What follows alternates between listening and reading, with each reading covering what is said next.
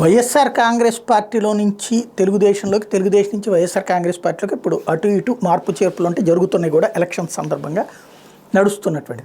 అయితే పత్రికలు ఎలాంటి హైలైట్ చేసుకొచ్చినాయి, జగన్ కొంతమందిని నువ్వు ఎందుకు చంద్రబాబుని తిట్టవని చెప్పి ఆపుతున్నాడు, ఇది ప్రశ్నిస్తున్నాడు, లేకపోతే వాళ్ళకి టికెట్ ఇవ్వట్లేదు అన్నారు. ఎవరికి? మాగుంట లాంటి వాళ్ళకి, ఇప్పుడు వసంత కృష్ణ ప్రసాద్ లాంటి వాళ్ళకి. వీళ్ళు తెలుగుదేశంతో టచ్లో ఉన్నారని తెలుసు కాబట్టి నువ్వు ఎందుకు విమర్శించట్లేదని కాదు వాళ్ళు అడిగింది. నువ్వు తెలుగుదేశంతో టచ్లో ఉన్నావని అడిగారు.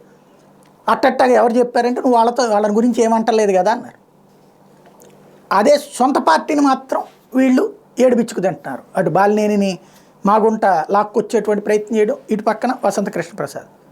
ఇప్పుడు మరి విపక్షాన్ని విమర్శించాలని చెప్పి మమ్మల్ని ఒత్తిడి తెచ్చారని చెప్పిన వాళ్ళు ఇప్పుడు వసంత కృష్ణ ప్రసాద్ వైసీపీని విమర్శిస్తున్నాడు, జోగి రమేష్ని విమర్శిస్తున్నాడు, జగన్మోహన్ రెడ్డిని విమర్శిస్తున్నాడు. అట్లాగే నిన్న ఏదైతే పెద్దిరెడ్డి రామచంద్రారెడ్డి మీద గాంధీ ఎమ్మెల్యే తీవ్రస్థాయిలో విరుచుకుపడ్డారు. ఇట్లా క్రమంగా తెలుగుదేశంలో సీటు కావాలి అంటే, లేకపోతే తెలుగుదేశంలో చేరాలంటే జగన్ని తిట్టి రావాలి. అదే వైసీపీలోకి ఉన్నటువంటి వాళ్ళని కనుక ఎందుకు నువ్వు వాళ్ళని తెలుగుదేశాన్ని ఏమంటలేదు అంటే అది తిట్టలేదు కాబట్టి అందుకని చెప్పి వాళ్ళని ప్రశ్నిస్తున్నారు అన్నటువంటి పాయింట్ని జనంలోకి తీసుకెళ్తారు. ఇక్కడ బేసిక్గా తెలుగుదేశంలో ఉన్నోళ్ళు ఏ ఒక్కళ్ళైనా వైసీపీని తిట్టకుండా ఉంటారా?